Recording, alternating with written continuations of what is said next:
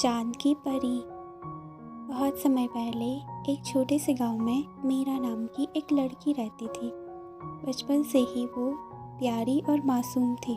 उसकी आंखों में सच्चाई थी और दिल में एक सुनहरी दुनिया बसती थी।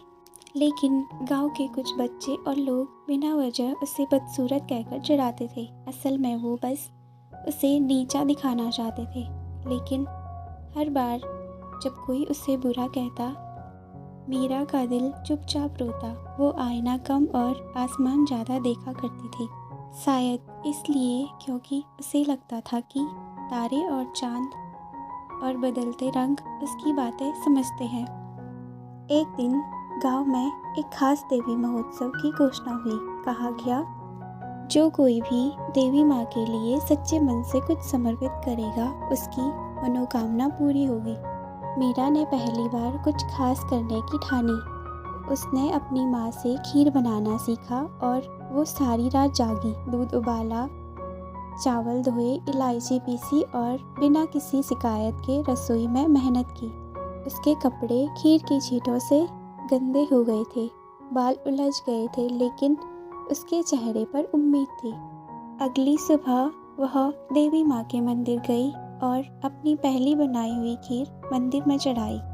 उसके माँ बाप उसकी मेहनत देखकर बहुत खुश हुए। ये पहली बार था जब मीरा ने बिना कुछ कहे इतना अच्छा काम किया था। त्योहार के अगले दिन गांव में हलचल मच गई।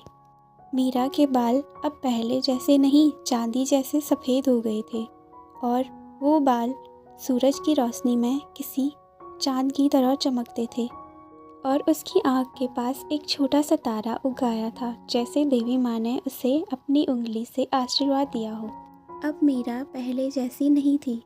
गांव वाले जो कभी उसे चिढ़ाया करते थे, अब उसे चांद की परी कहने लगे। उन्होंने आकर माफ़ी मांगी और मीरा ने सबको माफ़ किया, क्योंकि उसका दिल अब भी उतना ही मासूम था। वो बड़ी हुई लेकिन कभी पीछे मुड़कर नहीं देखा। उसका आत्मविश्वास बढ़ता गया। धीरे धीरे वो मॉडलिंग में आई और अपने चमकते बालों, मासूम मुस्कान और आत्मा की खूबसूरती से सबका दिल जीत लिया।